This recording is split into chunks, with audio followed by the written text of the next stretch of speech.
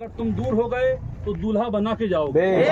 और सरकार शेर इंसान यही दर्श देते रहे, बेटा सबको छोड़ दो।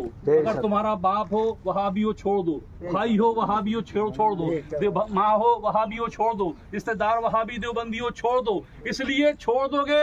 ये देखो आज दुनिया छोड़ के जा रहा है, ये देखो कब्र में मेरा बेटा आज दुनिया छोड़ के जा रहा है, मगर देखो दुनिया छोड़ के जा रहा है मगर जन्नत का दूल्हा बन के जा रहा है। वही आज देखो अहले बेटे पाक ने क्या कुर्बानी दी है।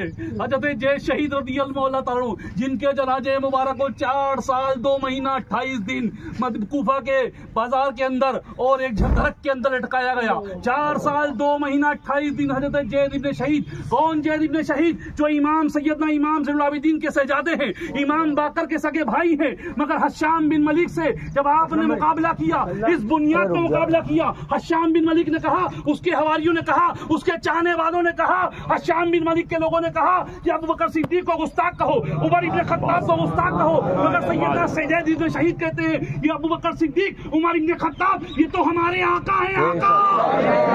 इनको गुस्ताख कैसे कहे? मेरे बाबा मौला ने इनको रज़ियल्लाहु ताला अन्हु कहा, मेरे बाबा ने इमाम अली मकाम रज़ियल्लाहु ताला अन्हु कहा, तो मैं गद्दार कैसे कह दूं? जैद इब्ने शहीद को वो सजा मिली कि 4 साल 2 महीना 28 दिन कूफा के बाजार में एक दरख्त के अंदर आपको लटका दिया गया। फिर सरकार दो आलम सल्लल्लाहु अलैहि वसल्लम ख्वाब में आए और सरकार उस तने से टेक लगाकर सरकार बैठे थे और सरकार तमाम बड़ा बड़े अजिल्ला जो उस वक्त के तबे ताबईन थे उनसे कहते ख्वाब में आके, मेरा प्यारा बेटा जैद 4 साल हो गए 2 महीना 28 दिन से लटका हुआ है, तुम्हें समझ नहीं आई, इसे निकालो और निकाल के दफन करो। निकाला गया 4 साल 2 महीना 28 दिन के बाद, तो वो गुलाब की तरह महक रहे थे, खुशबू महक रही थी, फूल की तरह महक रहे थे।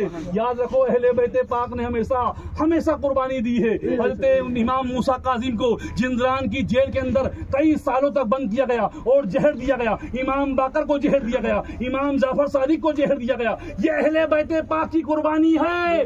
वही कुर्बानी को सरकार शेर हिंदुस्तान ने तुम तक हम तक पहुंचाया।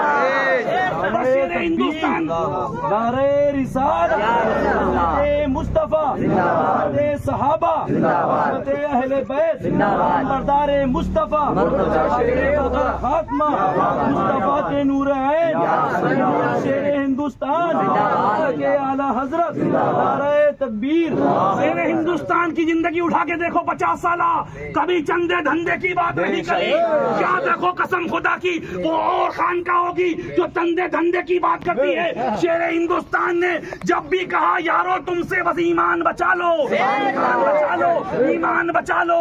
कब्र में कोई काम आने वाला नहीं, न बाप कब्र में काम आएगा, न माँ कब्र में काम आएगी, न भाई कब्र में काम आएगा, न चचा कब्र में काम आएगा, न सगा बाप कब्र में काम आएगा। कब्र में काम आने वाली जात है तो अहमद मुख्तार की जात है, मक्के के ताजदार की जात है, मदीने के सरदार की जात है। और आका कहेंगे कब्र में, शेर हिंदुस्तान फरमाते हैं, सरकार हमेशा फरमाते आका कहेंगे, तूने बाप को छोड़ा बेटा मेरे लिए, भाई को छोड़ा मेरे लिए, तूने रिश्तेदारों को छोड़ा, दुश्मनों को छोड़ा मेरे लिए। आज मैं तेरा आका हूँ, चल तुझे साथ लेके जन्नत में लेके। हिंदुस्तान हमेशा फरमा गए, बस उन्हीं के मिशन पर आप जिंदगी भर कायम रहो और उन्हीं के मिशन को फॉलो करते रहो। उनका मिशन यही मिशन था, चाहे कोई भी फितना हो, चाहे वो ततीरी फितना हो, दावती फितना हो, सुन्नी दावती फितना हो, और इस वक्त का नाम नेहाद नाजबी फितना हो जो कूफी कलीम के नाम से, उस कुत्ते को भी सरकार से हिंदुस्तान के गुलामों ने बता दिया और बताते रहेंगे। मरते दम तक हम यही कहते रहेंगे, खाक हो जाएं अदू जलकर मगर हम दम में जब तक दम है जिक्र का।